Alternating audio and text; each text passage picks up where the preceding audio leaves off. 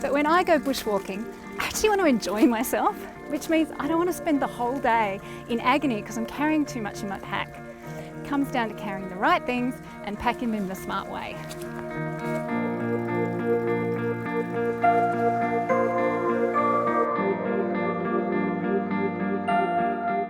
I don't actually think there's a right or a wrong way in how to pack a pack. I just think there's a whole lot of trial and error, but to be honest, you've got to just find what works for you. Now, this is what I found works for me, and you know, I kind of hope you find it useful too.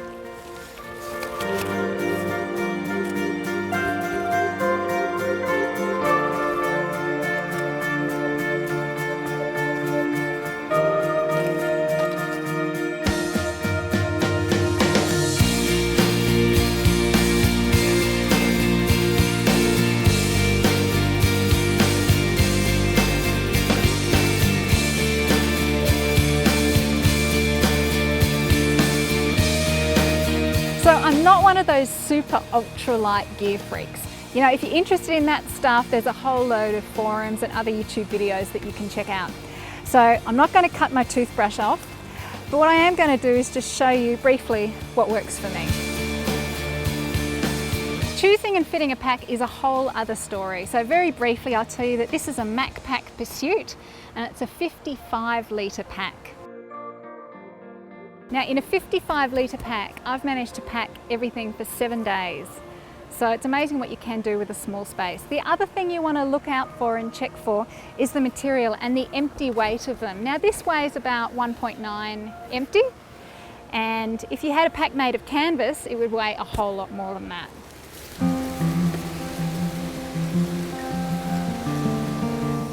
Your big ticket items are going to be your sleeping bag, your sleeping mat and your tent. So we're going to start off by putting the tent in. The tent is a 1 kilo tent, which is a great tent. I've got a sleeping bag. Now I'm putting these in and standing them upright.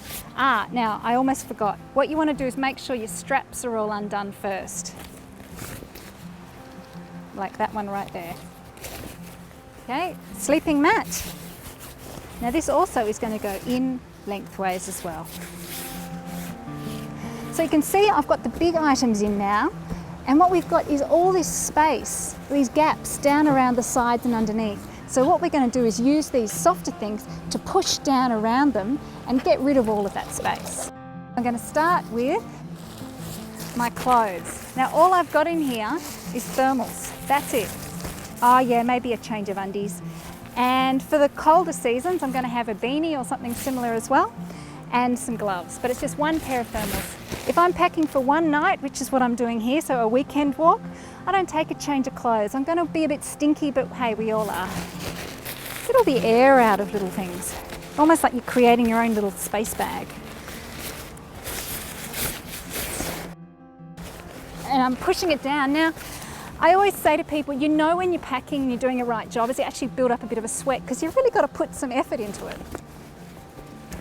Okay, I've got another space I can fill with this. So this could be a fleece, it could be a little puffer jacket like this. They squish into small spaces, but they're super warm and super light, which is of course super important. So pushing it down, filling up all the gaps.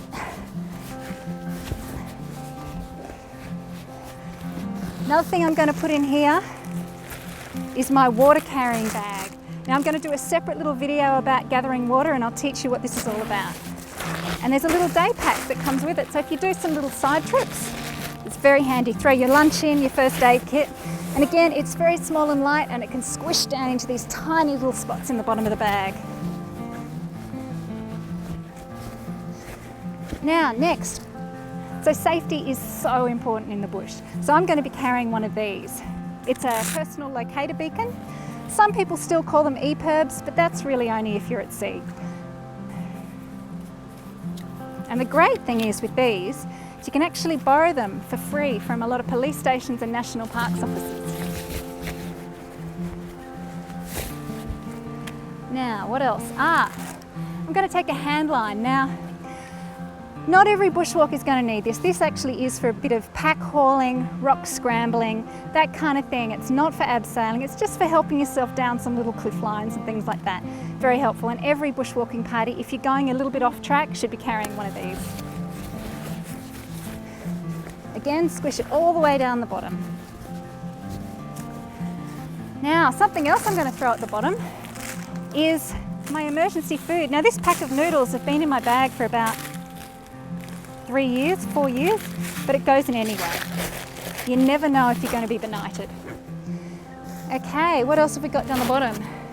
Raincoat. We don't actually want to carry it, but we've got to carry it all the time, even if the weather looks pretty good. It's not too far down the bottom, so if it does start to rain, I can pull it out in a hurry. Now I've got my torch. Now, one of the handy things is actually to think about texture when it comes to finding things in your pack. I keep my torch in a little fleece bag, which means if I'm diving around inside the pack trying to find it, I can go, oh, that's my fleece, that must be my light. So there it is. I have spare batteries in here, but I also carry earplugs, just in case there's some snorers in my campsite.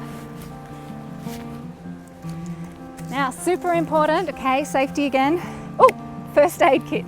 So I keep my first aid kit in these waterproof containers. Obviously they used to carry things, Gatorade and some vitamins and stuff, but they're waterproof and they're light, and they're actually, again, it's a texture, easy to find.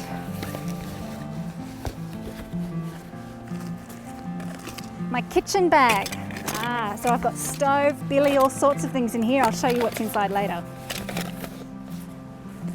Gaiters, very important in the Australian bush. Do you know that most snake bites actually happen below the knee, and gaiters can really help you. Now, food, believe it or not, that is my food for a weekend. There's a couple of other bits and pieces, but I'll show you what's inside in another video. Now, Nalgene bottles are fantastic things because they can actually hold boiling water, like hot water in these as well as cold. So usually what I'll do is I might just have a little bit of red wine in there, drink the wine for dinner. Then in winter, I can put hot water in it, put it inside a sock, throw it in my sleeping bag, and you've got an instant hot water bottle.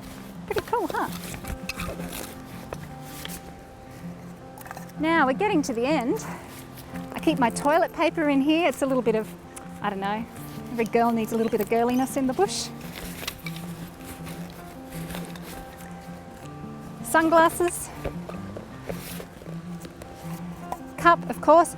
And you always want to fill every space in a pack with things. So, for instance, in my cup I could put my scrub gloves, as well as a little bit of fix-it tape.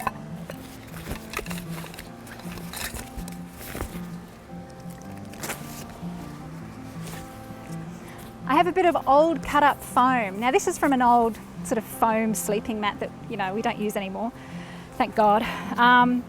But this is it's got a few uses. You can sit on it around the campfire, and also it's great for helping you light a fire, and I'll show you some tips with that in another video. Water. I'm never going to tell you exactly how much water to take. You need to actually make that decision yourself. But I would always carry a minimum of 2 litres with me. In summer, I'd carry a lot more.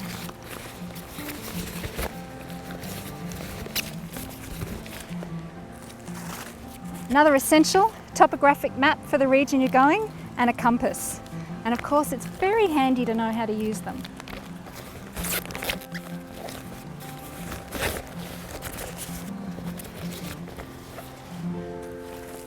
Hat.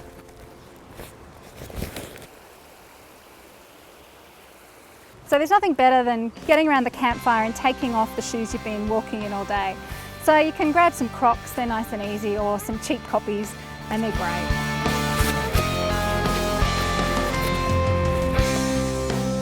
And then there's just a whole lot of little things, which I put up the top of my pack. So obviously sunscreen and some insect repellent is really important.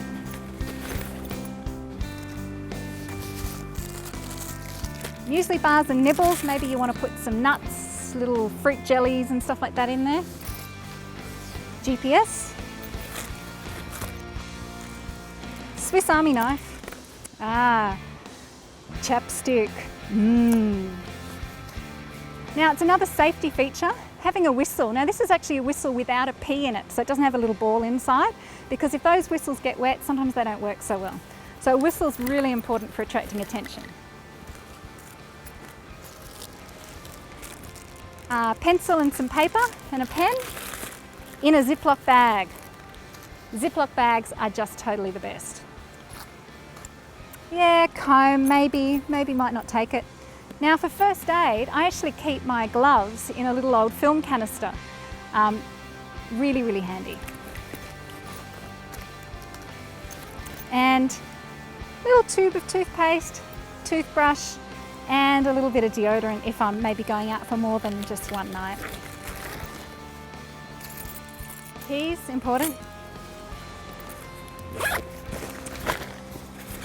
And that's pretty much it. And this is the ground sheet for my tent.